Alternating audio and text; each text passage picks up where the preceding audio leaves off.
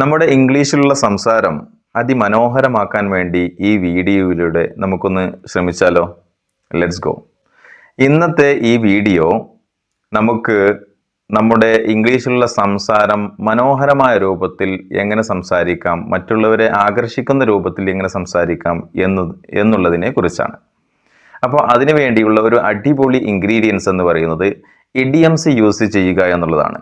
മറ്റു പല ടാക്ടിക്സുകളും ഉണ്ട്, പക്ഷേ ഇഡിയംസ് യൂസ് ചെയ്യുക എന്നുള്ളതാണ്.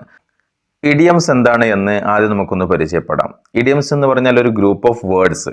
ഓരോ വാക്കുകൾ എടുത്ത് പരിശോധിക്കുകയാണെങ്കിൽ അതിന് ഓരോരോ മീനിങ് ആയിരിക്കും കിട്ടുക. പക്ഷേ അത് എല്ലാം കൂടി ഒരുമിച്ച് കൂടുമ്പോൾ അതിമനോഹരമായ മറ്റൊരു മീനിങ് നമുക്ക് കിട്ടും.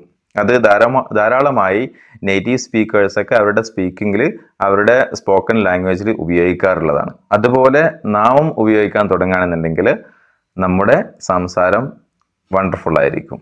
അപ്പോൾ ഇന്നത്തെ വീഡിയോയിൽ ഒരു 5 ഇഡിയംസിനെ കുറിച്ചാണ് നമുക്ക് പരിചയപ്പെടാനുള്ളത്. ഒന്നാമത്തെ idiom a piece of cake എന്നുള്ളതാണ്. അതിൻ്റെ അർത്ഥം ഈസി ടാസ്ക് എന്നുള്ളതാണ്. അപ്പോൾ ഉദാഹരണം പറയുമ്പോൾ അത് നമുക്ക് ക്ലിയർ ആവട്ടോ. If you prepare for your next exam, your exam will be a piece of cake. Exam will be a piece of cake എന്ന് പറഞ്ഞാൽ exam will be very easy എന്നുള്ളതാണ് അതിൻ്റെ അർത്ഥം. ഇനി രണ്ടാമത്തെ ഇഡിയം കപ്പ് ഓഫ് ടീ എന്നുള്ളതാണ്. അതിൻ്റെ idiomatic meaning വരുന്നത് പേഴ്സണൽ പ്രിഫറൻസ് എന്നുള്ളതാണ്. എന്ന് പറഞ്ഞാൽ എനിക്ക് വ്യക്തിപരമായിട്ട് ഏറ്റവും താല്പര്യമുള്ളൊരു കാര്യം എന്നുള്ളതായി മാറും. നമുക്ക് ഉദാഹരണം പരിശോധിച്ചാലോ? Reading is my cup of tea.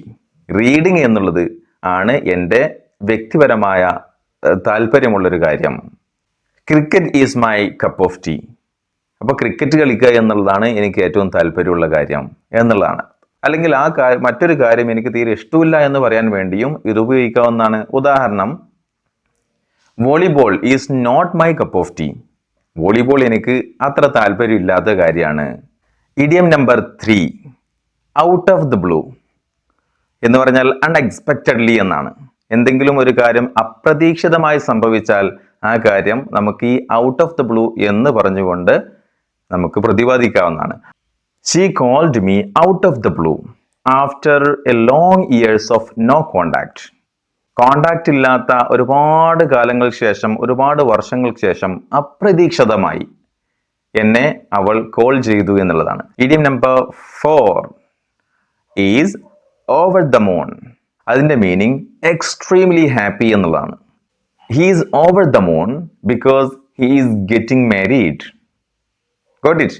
അവൻ വിവാഹിതനാവാൻ പോവുകയാണ്, അതുകൊണ്ട് അദ്ദേഹം വളരെ സന്തോഷിതനാണ് എന്നുള്ളതാണ്. Idiom number 5 and last idiom number which is under the weather. അതിൻ്റെ അർത്ഥം നോട്ട് ഫീലിംഗ് വെൽ അല്ലെങ്കിൽ ഫീലിംഗ് അൺവെൽ. സെയിം തന്നെ കേട്ടോ, രണ്ടും അർത്ഥം സെയിം തന്നെയാണ്.